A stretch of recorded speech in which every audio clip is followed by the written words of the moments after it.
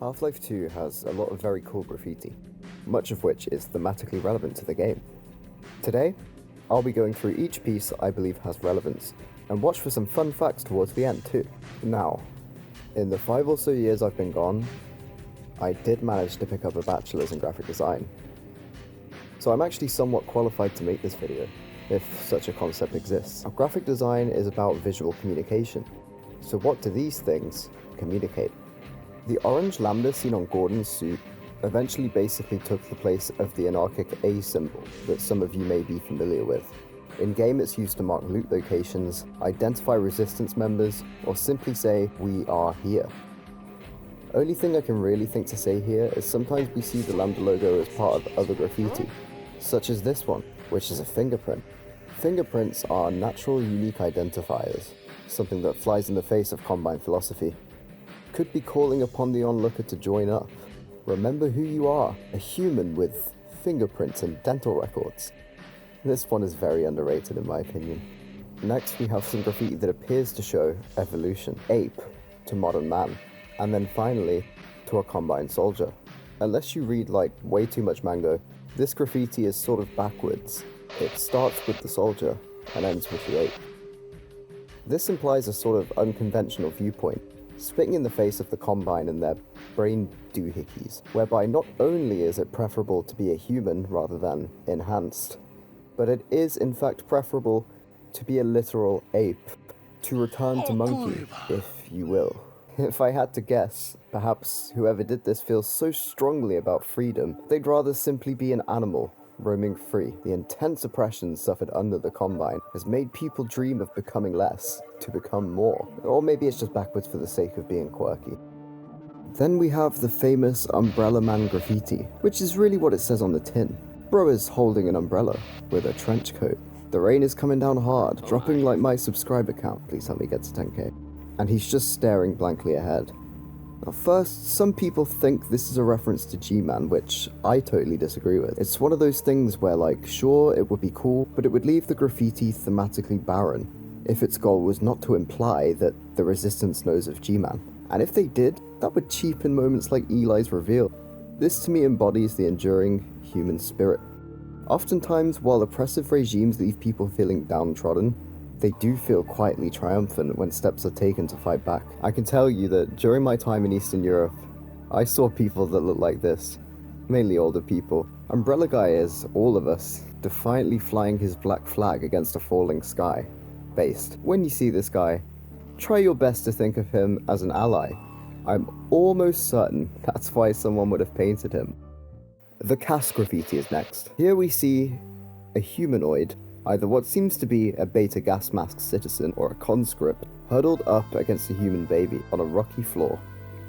The word cast appears, looking quite similar to the Combine's lettering. The letters are sort of on top of each other in order.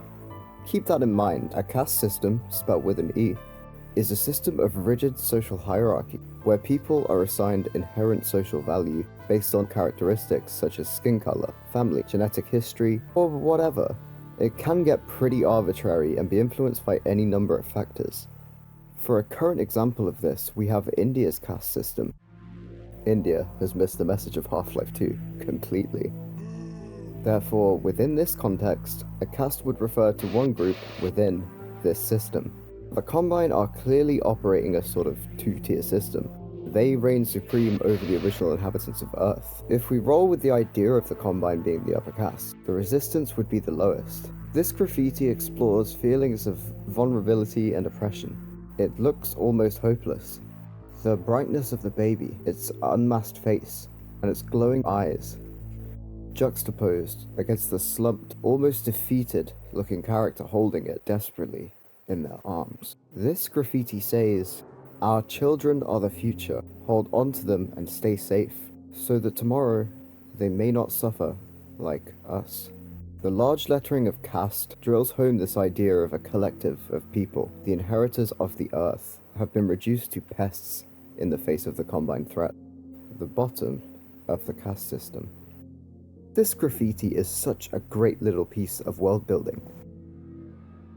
Jesus Christ, it's born! This is my second favorite piece here. It depicts a hand, grasping at a lambda emblem, or raising it in triumph. But what does born mean?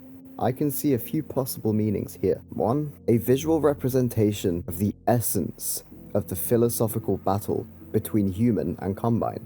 Humans are born, combine are manufactured. Humans are flesh and bone with flesh and bone concerns and ideas. Freedom. Love. While the combine will never have this. And in some way, this apparent absence of spirit means the combine are perpetually dead, whether walking or pinned to a shiny billboard. This is a big middle finger to the combine, from the iconic shape of an arm and hand. 2. If we take the lambda to be an explicit insignia of the resistance as a group, it could mean that one is only truly born when they join the resistance and fight back against the combine. 3. It could simply be referring to the birth of the resistance.